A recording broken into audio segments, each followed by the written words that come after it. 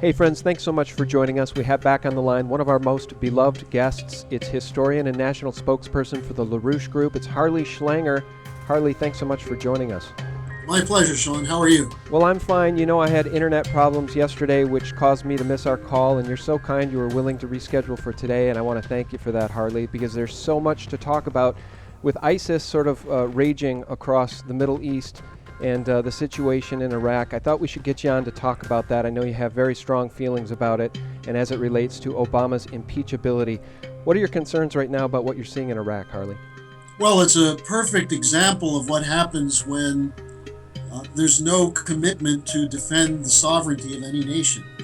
And I guess if there's one theme I want to discuss today, it's we just got through celebrating July 4th, which should be for Americans a moment to reflect on the importance of a movement to establish national sovereignty against a tyranny which was, in that case, the British Empire and its insistence on its monopoly control over credit, control over resources, control over trade, all in the name of free trade. Now, if you go back 238 years to the founding of our country and then telescope back up to today, we're actually in the same fight. Only now people who call themselves patriots on the left and on the right support a regime of free trade and deregulation, which is exactly what our founding fathers fought against. And what you see in Iraq is the idea that somehow a group of leaders, in this case initially so-called neocons of Bush and Cheney and Wolfowitz and Doug Feith and that type, but then with Obama, who some people call leftist or socialist, but Obama is a liberal imperialist who supported the same neocon policies of saying that we, namely these elite, have a right to determine what kind of government should exist in countries. And that's what got us in trouble. It goes back to the British Empire's post-World War I reorganization of the Middle East, but it goes back much further than that in terms of the commitment of empires to destroy sovereign nation states. So I think that's one of the most important things we're looking at now as this situation is getting out of control. Well, Harley, let's talk about the use of ISIS in Iraq specifically. This is a new term, right? ISIS. None of us had heard about ISIS probably more than 6 months ago. It seems to me that we have a new boogeyman in town. It's no longer Al-Qaeda, it's ISIS. And according to Western journalism in an article we posted here on Sunday, it's official. The Islamic State in Iraq and Syria, ISIS, has declared that it's now a nation. The collective dream of restoring the Islamic Caliphate, an Arabic word meaning secession, is being realized. What do you make of ISIS and who's backing it? I know that they've gotten control of a lot of U.S. military weapons and Humvees in Iraq. And it seems to me, Harley, that if this administration was serious about stopping ISIS, there were numerous opportunities to do airstrikes on convoys. I'm not advocating that. I'm not advocating unconstitutional, more egregious war. But it seems to me that if this administration cared about stopping ISIS in Iraq, they could have done so. Well, Sean, let's get right to the point. Obama is supporting ISIS. That's the reality. The ISIS movement grew out of the Syrian civil war. And from the beginning, the line of this president, as it was again with Bush and Cheney, was Assad must go. Now, Assad is the one person in that area who actually is fighting against the extremists, the jihadists. Obama is culpable on 3 counts here. One, his coordination with the Saudis. And the Saudis are a part of the British Empire. They're the money bags to fund terrorism globally, going back to 9/11. I can say more on that if you want later, but that's one count. Secondly, Obama's engaging in regime change now against the Maliki government, which is a government we put in power in Iraq and which just won the plurality in the recent elections there. Once again, with John Kerry intervening there with Obama saying we might want to look for a more stable government. Once again, we're out to overturn a government which has all kinds of problems, but this is a government we put in power. And then number 3, Obama's continued commitment to fund the so-called rebels in Syria with $500 million right now. But beyond that, we don't know how many hundreds of millions or billions of dollars in arms are going to these Syrian rebels through Turkey, financed by the Saudis and by the United States. We're training them in Jordan. The CIA is training them in Jordan. And then this brings us to another impeachable scandal, which is Libya. Because a lot of the arms that initially went to these terrorists, and look, ISIS grew out of Al-Qaeda. It ended up fighting with al-Nusra, which was the other Al-Qaeda operation, and it merged with an Al-Qaeda group in Iraq, which had no power when Saddam was in control of the country, but was built up by our destruction of the central nation of Iraq. So these three counts show that Obama is complicit with the destabilization, which has allowed this terrorist grouping, this jihadist barbarians, to take over a large area.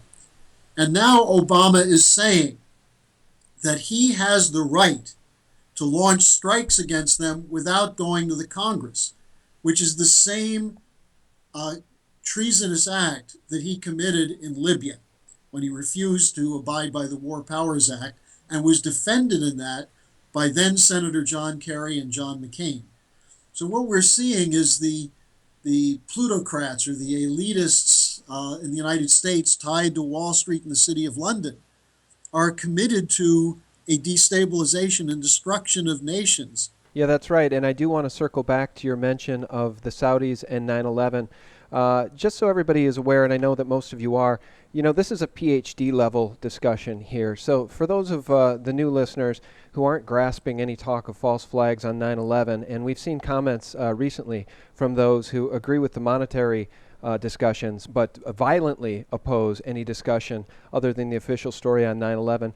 Harley, let's circle back and talk about the Saudis on 9/11, which you did mention, because as you know, the Saudi intelligence chief Bandar bin Sultan threatened Putin during the Sochi Olympic Games, and he told Russian President Putin that Saudi-controlled militants in the Caucasus will not disrupt the Winter Olympic Games in Sochi only if Russia backed away from its support for Syria. Now, to Putin's great credit, he rejected that proposal. This is according to Press TV, but this is widely recognized as absolute truth. I think Bandar bin Sultan has since resigned as the Saudi intelligence chief. But if we circle back to 9/11, Harley, the official story gets pinned on a man in a cave and 18 or 19 hijackers with box cutters, most of whom I would like to note were Saudis. And according to the Carl Cameron amazingly in-depth three-part series on Fox News right after 9/11, there's much talk of the Israeli spies in the United States in their role in what they may have known about 9/11. But let's talk about the Saudis in 9/11. You brought it up. Why is that important? Well, look, what you just said is extremely important because we now have a de facto alliance between the lunatic Prime Minister of Israel, Netanyahu, and the medieval barbarians in Saudi Arabia. De facto alliance supposedly against Iran, but for totally destabilizing the Middle East. Bandar is the key guy here, as you pointed out. He was extremely close to George W. Bush, so close that some people called him Bandar Bush. Now, he was the ambassador to the United States at the time of 9/11. And there's a fascinating series of developments coming out of Florida right now, largely as the result of the work of my organization and former U.S. Senator Bob Graham, a Democrat from Florida who headed the Senate Intelligence Committee investigation into 9/11. And there are 28 pages in that report about the Saudi role in 9/11.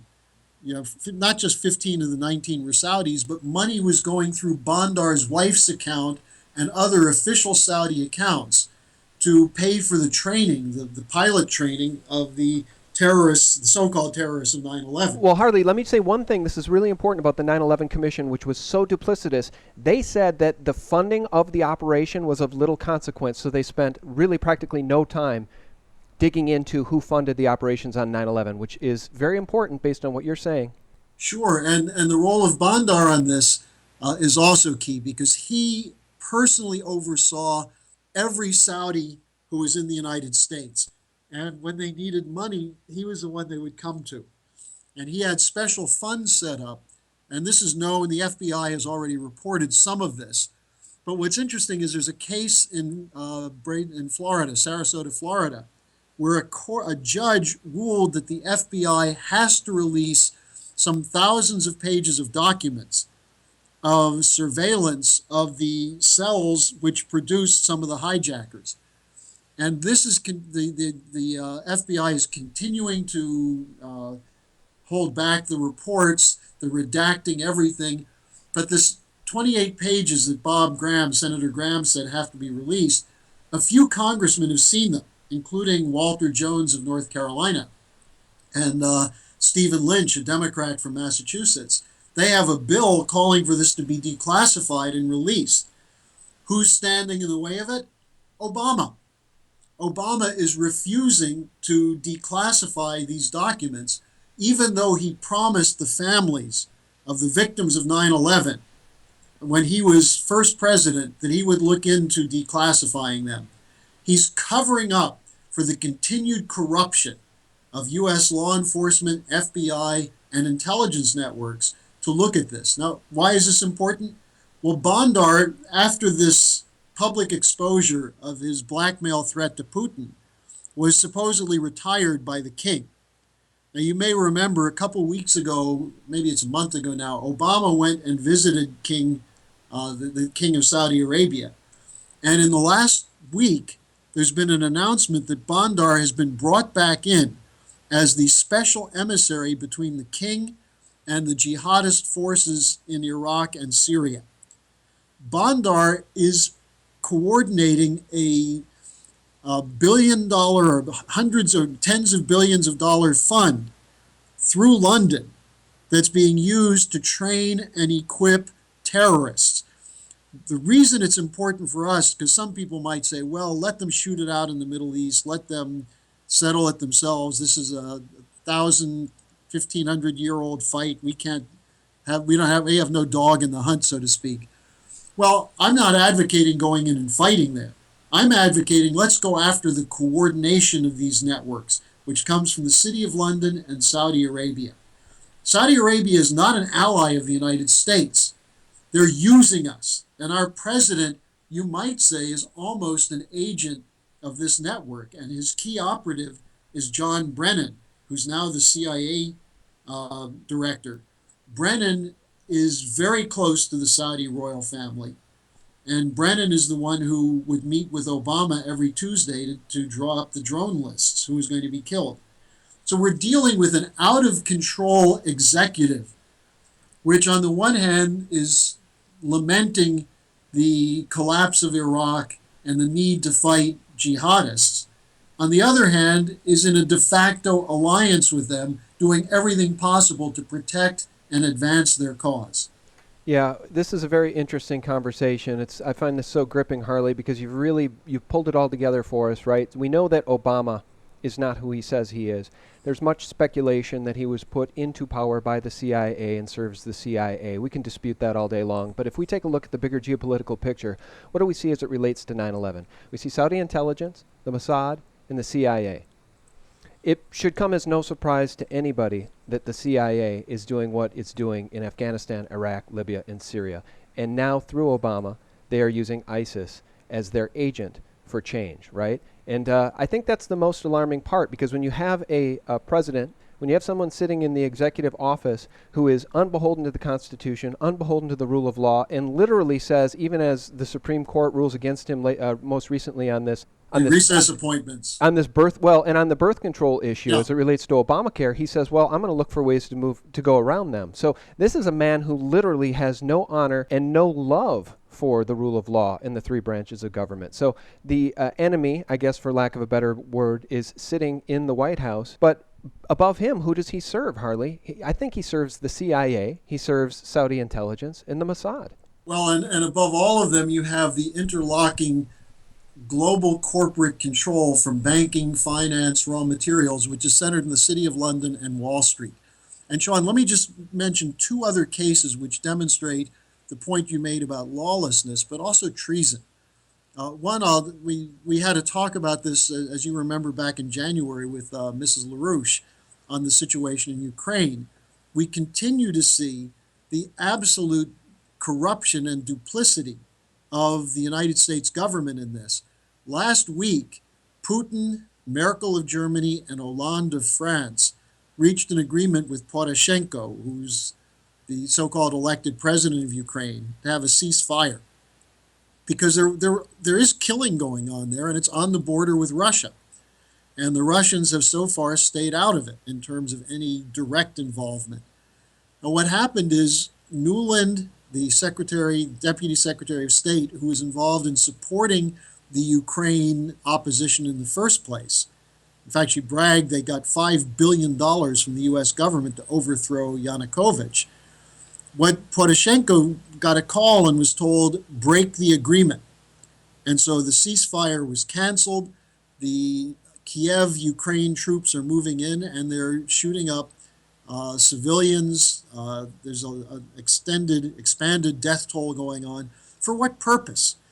For NATO to move into Ukraine, for an expansion of NATO eastward.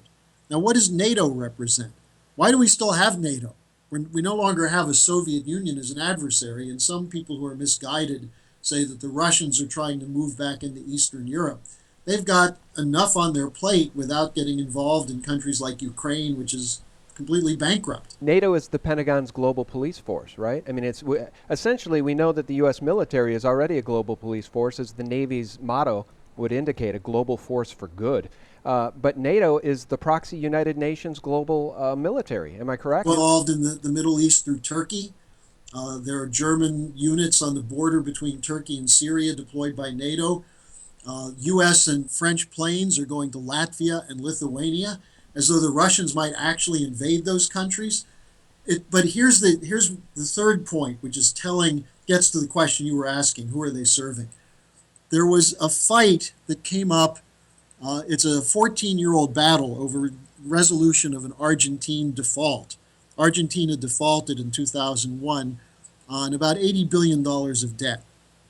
And over and most of that was debt similar to what was done to Greece, Italy, Spain. That is, the International Monetary Fund came in to advise the country how to get out of debt. And in the meantime, they let Goldman Sachs, Royal Bank of Scotland, and others come in and reorganize the debt and increase the debt burden and selling bonds against that debt. Now, in the case of Argentina, instead of doing what Greece did, which is basically capitulate to the International Monetary Fund and the European Union and start killing their people to pay the debt, the Argentines decided to fight. And so they insisted on a very large haircut for the investors, in return for which they would pay what they agreed to. Now, this has been going on for 14 years. About 3 weeks ago, a legal case came up where a judge in New York ruled that one hedge fund, which is holding just 4% of the Argentine debt, that one hedge fund had a right to seize Argentine property to pay the debt. Now, remind me to come back to this question of the hedge fund in a moment, but in any case, this went to the U.S. Supreme Court, and the U.S. Supreme Court upheld the right of creditors to seize property, assets, including land which has potential oil in Argentina, in order to pay the debt. A total violation of any commitment to national sovereignty. So Argentina took this to the Organization of American States meeting, which includes the United States, and it was unanimous support for Argentina except from the United States. And here's the real kicker. A memo was written by Ben Rhodes, the same assistant to Obama who wrote the talking points on Benghazi for Susan Rice. In other words, the lies about what happened in Benghazi. That same Ben Rhodes wrote a memo saying the U.S. must stand behind the court for the collection of debt, or else the whole financial system is in trouble. In other words, the courts are giving speculative vulture funds the right to seize property, take money away from countries that are trying to feed their people in order to make the contracts good. Now, here's the real thing on the hedge fund. They bought $20 million worth of debt at a sharp discount. And they're now claiming, because of interest and because of what the debt should be worth, a 1,600% increase on that 20 million investment. And that's what the courts ruled in their favor. So this is an important issue because the president has made it clear through the U.S. opposition to the Organization of American States and through the Ben Rhodes memo that we are giving the worst speculative looters of these vulture funds a free hand over and above international and national law. And that has implications, profound implications for your savings account, your deposits, because this is in effect what LaRouche calls the bail-in. Well, the bail-ins, boy, Harley, have we seen news developing on the bail-ins. The Australian government has recently seized some $360 million from accounts, bank accounts that they call dormant accounts. That's accounts that have not seen any activity for 3 years or more. I think what you're describing here with Argentina is pretty much exactly what we saw with Greece. It's let Wall Street enslave duplicitous governments and their people to unrepayable debt, and then as a result of that, we will take your public works, we will take your islands, we will take your water supply, we will take everything that's good and really a human right, the things the people paid for, the infrastructure the people paid for. It's like we're seeing in this country. Oh, let's build toll roads and then do 50-year leasebacks on the toll roads to foreign national companies that will then enslave the people in this country who paid for the roads. This is a model that, if not stopped, will literally turn the average person into a serf. But I think that is the goal. And what scares the heck out of me, Harley, is that we just saw our friend Michael Snyder. He posted an article, which I've recently mentioned a couple of times because it's so powerful. 79% of Americans are okay with the current level of tyranny in America. Harley, how in God's name are we going to take this country back when the average American doesn't give a damn? I just did an interview with our friend Dave Kranzler, and he predicts that, unfortunately, Americans probably won't wake up until the dollar collapses. And I think that's the painful truth. That's why we're not going to get Glass-Steagall re-implemented. That's why we're not going to see rule of law return to Wall Street. That's why I feel we're losing this battle, no matter how much our hearts are in the right place. Well, look how clever the people who are running this are. What they've done is that they've used the idea of freedom and liberty to give freedom and liberty to the biggest crooks in the world, and to do that in the name of protecting us from an overweening government. Now, I will agree with you completely that there are many elements of our current government that are completely out of control. But that's because of who's running the government. The government's no longer run by the people. We established in 1776 and then again in 1789, and through the first 20 years of our nation's history, that government must play a role to protect private individuals from the powerful, from the wealthy, from the usurping tyrants. That's what our Constitution was about. That's what our Declaration of Independence was about. And now we're getting told by these global hedge funds and speculators, well, no, that freedom from the power of government is that government can't interfere with the so-called free market, which is not a free market because of who controls credit. The United States, it's the Federal Reserve, which is a collection of private banks. In Europe, it's the European Central Bank, which is acting explicitly on behalf of these multinational banks of the City of London, unregulated, offshore. They can do virtually anything they please. And now they have a Supreme Court ruling that after an agreement was reached with 96% of the creditors of Argentina, so that Argentina would pay back a portion of the debt, two vulture funds stopped it and got the right to seize ships and property of Argentina and the United States. So to get to your question, most Americans are totally confused on this. They think the enemy is government when the enemy is the private interests that are running the government that ran the Bush administration and are now running the Obama administration. So I commend you for the work that you do. Sometimes you probably feel like a lonely voice out there, but more and more people are coming to see that the tyranny is not just government per se, it's what the policies are, who's running it, who's making the decisions. And we've got to educate people to understand that the real power of America is not just freedom of the individual, but the freedom of the individual to act in the general interest of the nation. And the general interest in the nation is not the general interest of the too big to fail banks or Wall Street. It's that your neighbors have access to credit so they can build something, so that we have communities that can finance the things that they should finance, like certain aspects of infrastructure that are too expensive for individuals, that we can have an education system that works, that American citizens have to fight for that the same way we fought for our revolution. Now, will people wake up? Look, Sean, I can just tell you that it's clear that probably 3/4 of the country, from the latest polls I've seen, think we're going in the wrong direction and that the president's at fault for that. There's discussion now, as you've seen, of impeachment. It's no longer just Lyndon LaRouche talking about it. There are a lot of people talking about it. But you've got people like Eric Cantor, who thankfully was voted out of office. Cantor would tell Republicans who would come to him saying, I have an impeachment bill, can we go with it? Cantor would say, no, impeachment is off the table, the same way Nancy Pelosi protected Bush and Cheney. Right. But there are more people talking about it now. And I would recommend to all of your listeners who are sitting there saying, you can't win, they're too powerful, it'll never happen. We've never been closer to a total rebellion against this president, including in the Democratic Party. Look at what Senator Tim Kaine, who used to be very close to Obama. Kaine is a Democrat from Virginia. Kaine was Obama's choice to head up the DNC. Kaine challenged Obama from the floor of the Senate, saying, Mr. President, you may not act militarily in Iraq without coming before the Congress. You have people like Ron Wyden, an Oregon Democrat, Udall from Colorado, a Democrat, who are fighting Obama on drones and on NSA policy. You've got Joe Manchin, and even the hand-picked candidate in Kentucky of the Democrats, Allison Grimes, attacking Obama's use of executive orders to destroy the coal industry.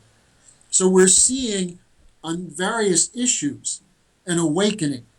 What has to happen is they have to see that Obama is acting not just as an individual tyrant, but on behalf of powerful foreign interests that are out to destroy our nation. Yeah, that's and right. If they get that, we might be able to win. Yeah, you're right. And, the powerful foreign interests with whom he collaborates or maybe takes marching orders from, among those, Harley, is definitely, in my opinion, the IMF. I don't think you disagree. I want to ask you this. This is an article from Zero Hedge. I've been wanting to discuss this with you since I read it, and then the follow-up article, which I will share with you. But this is from Zero Hedge. Is Christine Lagarde the most dangerous woman in the world? I saw that article, and it's a very good article. Yeah, and I think the answer is maybe next to Hillary Clinton, yes, or maybe in lieu of Hillary Clinton, yes. But here's another Christine Lagarde red flag. This is in a speech to the National Press Club, Harley. I don't know if you caught this, but we posted this at SGT Report, and the title is Occult Message to the Elite in Recent Speech by IMF's Christine Lagarde. You decide. Harley, I don't know if you've seen this, but she goes into numerology and the number 7 and the magic of the number 7. Did you see that piece? No, I didn't see that, but let me play just a brief moment of this for you. This is stunning. As you can tell, I do as I'm told, and I thought I had to stand up at the time when my immediate predecessor would sit down. And I do as I'm told, Harley. Let's jump to 122. 2014. Now I'm going to test you numerology skills by asking you to think about the magic 7. Okay? Most of you will know that 7 is quite a number in all sorts of themes, religions, and I'm sure that you can compress numbers as well. Right, she goes on, Harley, to say 2014, you drop the 0, 14 2 times, 7. Then she goes on 2 minutes later, it will mark the 70th anniversary, 70th anniversary, drop the 0, 7 of the Bretton Woods conference that actually, she goes on and on and on to really actually kind of scare people, because clearly this was a prepared speech, the message of which many think contained perhaps dates of something that might happen dramatic here in July, and perhaps this was some sort of coded or not so coded message to the elite, because how else do you explain such a bizarre speech? Well, I can tell you a little bit about what's going on with the International Monetary Fund at this point because they're looking at a meltdown by the end of this year in Europe. The European situation is chaotic. The head of the European Central Bank, Draghi, is saying he's got to go with quantitative easing. At the same time, they're trying to bring in bail-in. There's an effort to get a bail-in to cover the IPO Alpha Bank in Austria. Deutsche Bank is in terrible shape. Royal Bank of Scotland's in terrible shape. And so they're talking about pumping more money in. Well, at the same time, Lagarde is pushing that, more quantitative easing. You have the Bank for International Settlements come out saying quantitative easing has failed. It's increased the assets on the books of the banks, but has decreased the lending. All it's done is allow not only the existing bubble to survive, but a new bubble to be built on top of it, which will pop. And so you have arguments among the upper sanctions or upper levels of the elite on whether to make money easier, in other words, unleash hyperinflation, or is the deflation the thing to come? That is, nobody can buy anything and the currencies will collapse. They don't know what to do. Now, maybe Lagarde thinks talking in code is a way to get the message across, because she's certainly not talking to the people of the world. She's talking to elite bankers. And I can tell you there's a huge debate over whether or not Basel III agreement can go through, because it's going to destroy the community banks and regional banks between Basel III and Dodd-Frank. And it's not going to do anything to help the solvency of the too big to fail banks. And we're going to see a shrinkage of lending and a shrinkage of financial institutions that serve the people. And that's where bail-in comes in. As you point out, they have under Dodd-Frank Title II the right to seize deposits and offer worthless stock in the bank as recompense for the assets they've stolen. And the reason they say they're doing this is that we're going to need to have everyone take a haircut. Lagarde, in fact, in France, proposed a 17% tax on all assets of all people as a way to reduce the deficit in France. And the crazy Hollande government is actually considering that, taking 17% of the wealth of every Frenchman as a new tax. And that's the kind of insanity that's behind the war drive. Just as there was an economic crisis from 1907 to 1914 that led to World War I, just as World War II was really triggered by the collapse of the Versailles repayment system. We have a breakdown of the global financial system right now. There are countries that are resisting it, like Russia and China, and they're now being targeted by the lunatic in the White House, as though Russia is somehow responsible for the fact that no one in the U.S. can find a productive paying job. Well, yeah, and I just want to round this conversation out by circling back and putting a bow tie on this idea of bail-ins, because this article from Zero Hedge that we posted, Expropriation is Back, is Christine Lagarde the most dangerous woman in the world, says this, Harley, I didn't even read it, and I know you read it, but for the audience, the most dangerous organization is the now French-led IMF with Christine Lagarde at the helm, which has presented a concept report in which, quote, debt cuts for over-indebted states are uncompromising, end quote, and are to be performed more effectively in the future by defaulting on retirement accounts held in life insurance, mutual funds, and other types of pension schemes, or arbitrarily expanding debt perpetually so you cannot redeem. Yes, you read correctly. The new IMF paper describes in great detail exactly how to now allow the private sector, which has invested in government bonds, will be expropriated to pay for the national debt of these socialist governments. But Harley, that absolutely sums up what you're talking about. Anybody who thought that the debt strangle by the IMF and these international banking mafia cartels is only for the people of Greece or only for the people of Cyprus had better wake up, because it's coming to a pension fund or a retirement account near you in the United States. And that gets to the role of companies such as Goldman Sachs, JP Morgan Chase, Morgan Stanley, Wells Fargo, and so on, the too big to fail banks, who are the ones who are the advisors and the sellers of the debt that they're creating. And they're creating more debt, even as though they're planning on defaulting on the debts that they have already built up. And when I talk about defaulting, it's what you just read: cutting back pensions, cutting back Social Security, which people pay into, cutting back projects in communities. This is the end of an era. The question is, will we have a global fascism where we're all turned into slaves or serfs? Or will we break the power of this transatlantic financial system, which is already bankrupt, and go back to the principles that worked in the past of the American economic system of credit for production rather than paper money for trading? Yeah, this may sound trite, but I'm going to say it. I've said it a million times, Harley. America is not at war with Iraq. America is not at war with Afghanistan. America is not at war with Syria or Iran or China or Russia or Ukraine. America, humanity, is at war with the banksters. And it's time that everybody wakes up, because the time is running out. And that's not hyperbole. That's a fact. We can see the evidence all around us. And the scary part is most Americans, as Dave Kranzler said, will not wake up until the dollar collapses. Thank you so much for your expertise. I'd like to say that you're my new Bob Chapman, and Bob Chapman was a good friend to SGT Report until his passing.